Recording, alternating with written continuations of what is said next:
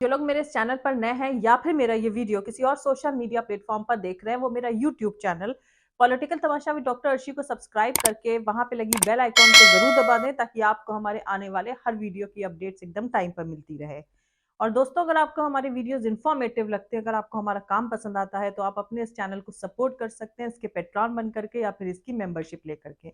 Patron बनने का link मैंने इसी वीडियो के डिस्क्रिप्शन में डाल दिया है, जिस पर क्लिक करके आप पेट्रॉन बन सकते हैं। और मेंबर बनने का लिंक भी इसी वीडियो के डिस्क्रिप्शन में अलग से दिया गया है, जिस पर क्लिक करके आप अपने इस चैनल के मेंबर बन सकते हैं।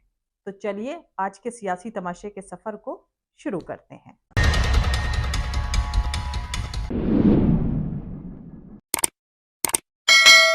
बोल की लब आजाद है तेरे, बोल जुबा अब तक तेरी है, बोल कि सच जिंदा है अब तक, बोल जो कुछ कहना है कह ले।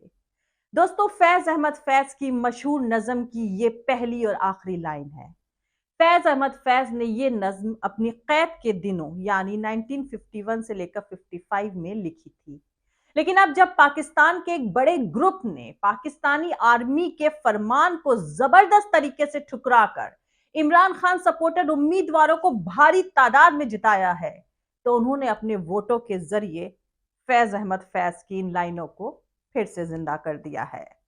पाकिस्तान में चुनाव हुए करीब एक हफ्ता हो चुका है, लेकिन वहां अभी तक कोई सरकार नहीं बन पाई है।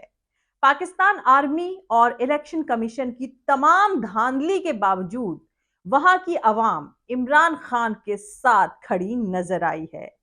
इमरान खान जेल में है, ऐसे में पूरी दुनिया की नजर आर्मी चीफ पर है, जो नवाज शरीफ को लाना चाहते हैं। लेकिन अब एक ताजा फेरबदल में नवाज शरीफ ने अपने भाई शहबाज शरीफ को अगले प्रधानमंत्री के तौर पर नॉमिनेट किया है।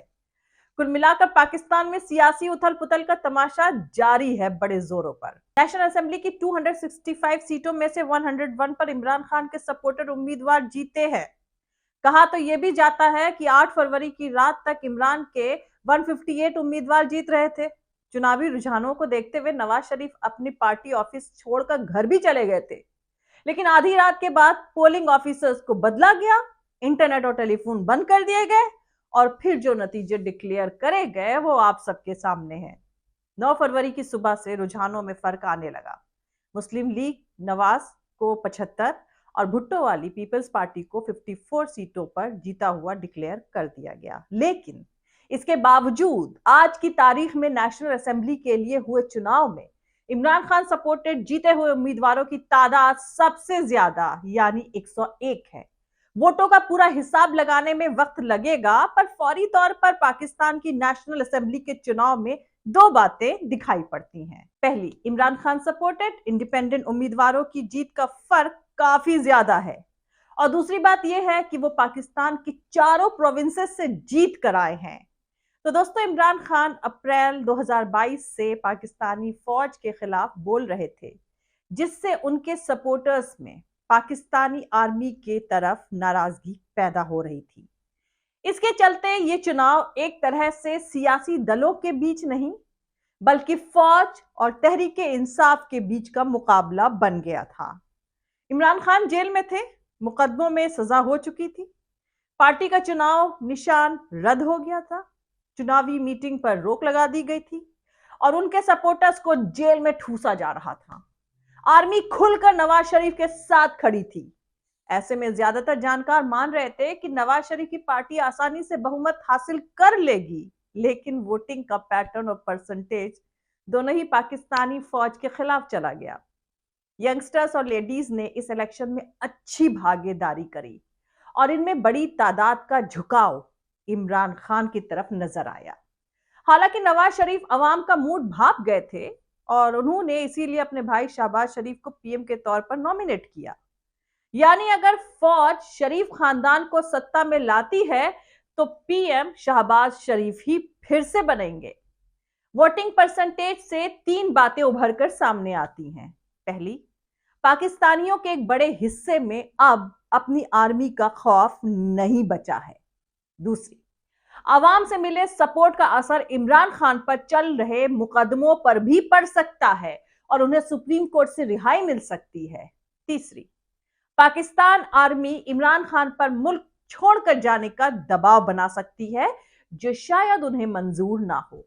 ऐसे में नए सिरे से टकराव के हालात पैदा होने की उम्मीद है। पाकिस्तान आर्मी के चीफ असीम मुनीर अपनी तरक्की के लिए नवाज शरीफ के शुक्रगुजार हैं। उनका सिलेक्शन यूनानिमस और इजी नहीं रहा है। सर्विंग जनरलों, उनकी फैमिली के मेंबर्स और फॉर्मर सैनिकों का एक बड़ा ग्रुप शरीफ फैमिली से उनकी नजदीकी से नाराज है।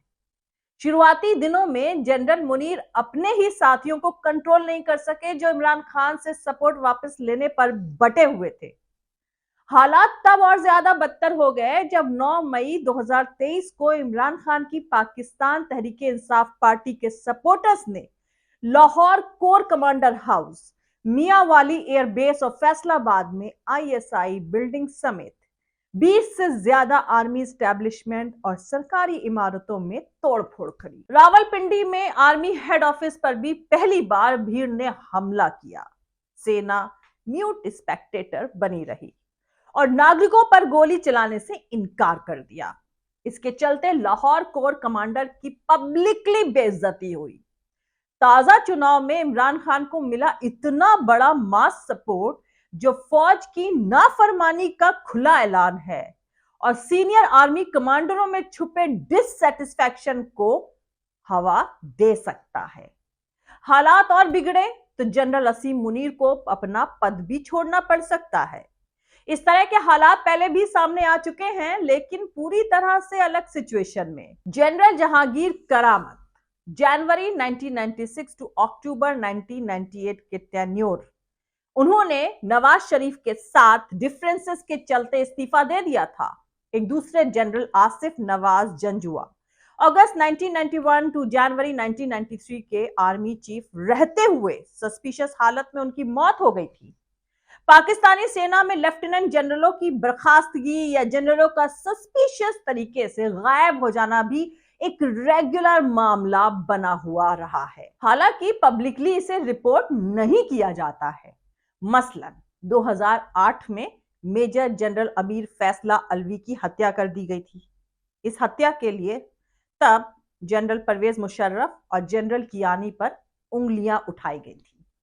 खैर, जनरल मुनीर के लिए आने वाले दिन क्यों मुश्किल भरे हो सकते हैं, इसके समझने के लिए हमें दो सूबों के चुनावी नतीजों पर भी एक नजर डालनी होगी, जहां इमरान खान के सपोर्टेड उम्मीदवारों ने बड़ा अच्छा परफॉर्म किया है। खैबर पख्तूनवा की 115 सीटों में से इमरान खान सपोर्टेड इंडिपेंडेंट उम्मीदवारों ने 70 सीटें जीती हैं।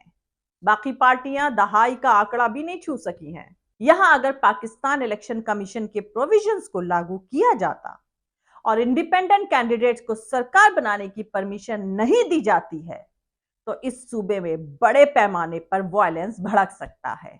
यहां के पठान पहले से ही तहरीके तालिबान पाकिस्तान यानी टीटीपी को लेकर पाकिस्तानी सेना के साथ झड़प कर चुके हैं। पंजाब, जो पाकिस्तान का सबसे बड़ा सूबा है, उसकी असेंबली में कुल 297 सीटें हैं। इनमें से नवाज शरीफ की पार्टी को मिली 137 सीटों के मुकाबले में 116 सीटें जीतकर इमरान ने उनके गढ़ में सेंध लगा दी है। पाकिस्तानी सेना में पंजाबियों का वर्चस्व है, इसीलिए इसे जनरल असीम मुनीर की तरफ पंजाबियों की नाराजगी का इशारा भी माना जा सकता है।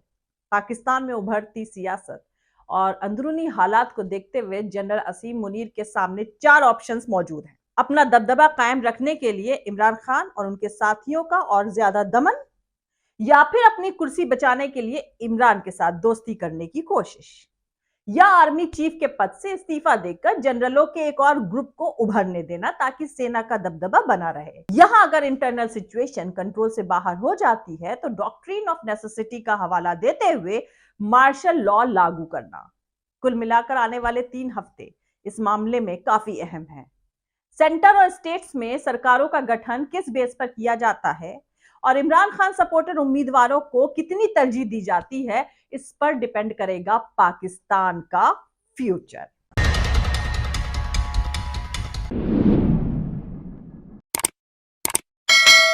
मिलते हैं अगले वीडियो में किसी दूसरे नए सियासी तमाशे के साथ। जय हिंद, सत्यमेव जयते, अल्लाह हाफिज। दोस्तों हमारा पूरा वीडियो और दूसरे और वीडियोस देखने के लिए हमारा YouTube channel political Tamasha with doctor Arshi को सब्सक्राइब करके वहां पे लगी बेल आइकॉन को जरूर दबा दें, ताकि आपको हमारे आने वाले हर वीडियो की अपडेट्स एकदम टाइम पर मिलती रहे। और दोस्तों अगर आपको हमारे वीडियोस इंफॉर्मेटिव लगते हैं, अगर आपको हमारा काम पसंद आता है, तो आप अपने इस चैनल को सपोर्ट कर सकते हैं, या तो इसके पेट्रॉन बन करके या फिर इसकी मेंबरशिप लेकर के, या फिर दोनों ही तरीके से। और दोनों का ही लिंक मैंने अलग अलग इसी वीडियो के डिस्क्रिप्शन में डाल दिया है, जिस पर क्लिक करके आप अपने इस चैनल की या तो पेट्रॉन बन सकते हैं या फिर इसकी मेंबरशिप ले सकते हैं। और आप हमें फॉलो भी कर सकते हैं हमारे ट्विटर यानी एक्स पर, हमारे फेसबुक पेज पर और हमारे इंस्टाग्राम पर।